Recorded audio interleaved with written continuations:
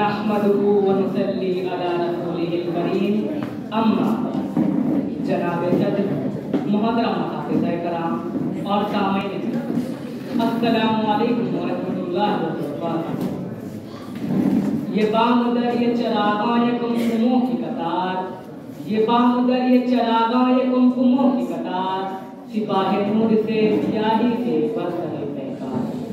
ये दर्द चेहरों पे सुर्खी फरसुदा नजरों पे रंग, बुझे बुझे से दिलों को उजालती से। आज हम यहाँ अपने मुल्क का 73वां यौम जमहूरिया को मनाने के लिए इकट्ठा हुए हैं। सबसे पहले मैं आप तमाम को यौम जमहूरिया की पुरखुलूस मुबारकबाद पेश करता हूँ। सामईन महफिल, आज का ये जिसे जश्न जमहूरियत के तौर पर हर साल पूरे मुल्क में बड़े जोश और खरोश के साथ मनाया जाता है, इसके हुसूल के पीछे अज़्म हिम्मत और कुर्बानी की अजीम दास्तान पोशीदा है। आज से तकरीबन 75 वर्ष कबल 15 अगस्त 1947 को हमारा मुल्क बरतानवी तसल्लुत से आज़ाद हुआ। इस आज़ादी को हासिल करने के लिए हमारे मुल्क की अवाम ने अजीम कुर्बानियों की मिसालें पेश की, जिन्हें रहती दुनिया तक बुलाया नहीं जा सकता।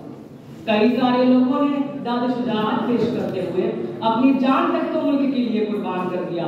बहुतों ने कैद व बद की सोबतें सही, अंग्रेजों के मज़ालिम सहे, मगर सब्र और अज़्म के साथ अपने मकसद पर कायम दायम रहे। बिलाखिर 15 अगस्त की वो सुबह नमूदार हुई कि जिसकी ज़ेबार किरणों ने कौम को आज़ादी का पैगाम सुनाया।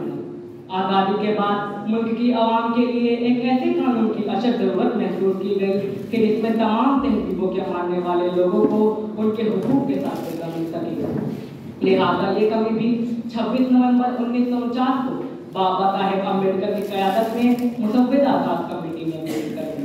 बिलाखिर हमारा मुल्क 26 जनवरी 1950 को अपने इस कानून के साथ दुनिया में सबसे बड़े जमहूरी मुल्क के तौर पर उभर कर सामने आया। सामईन महफिल, हमारा मुल्क मुख्तलिफ तहजीबों और कौमों का गहवारा है। यहाँ मुख्तलिफ मजहब, सकाफत, ज़बान और रस्म रिवाज के हामिल लोग मिलजुल कर रहते हैं। यही वजह है कि हमारे मुल्क को कसरत में वहदत का हामिल मुल्क कहा जाता है। आईन हिंद की पहली दफा ही ये बात बताती है कि हमारा मुल्क सेकुलर और जमहूरी मुल्क है, यानी कि इस मुल्क का हर बाशिंदा अपने मजहब की मुकम्मल पासदारी के लिए आज़ाद है। मैं इस दफा को आईन हिंद की रूह समझता हूँ, क्योंकि इस पर अमल पैदा होकर ही हमारा मुल्क सही मानों में तरक्की कर सकता है और पूरे मुल्क में अमन व अमान कायम हो सकता है।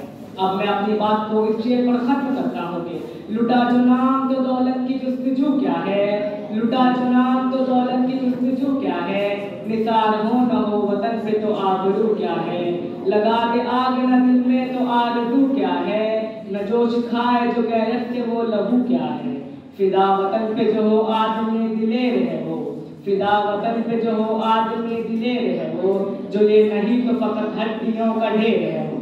अल्लाह।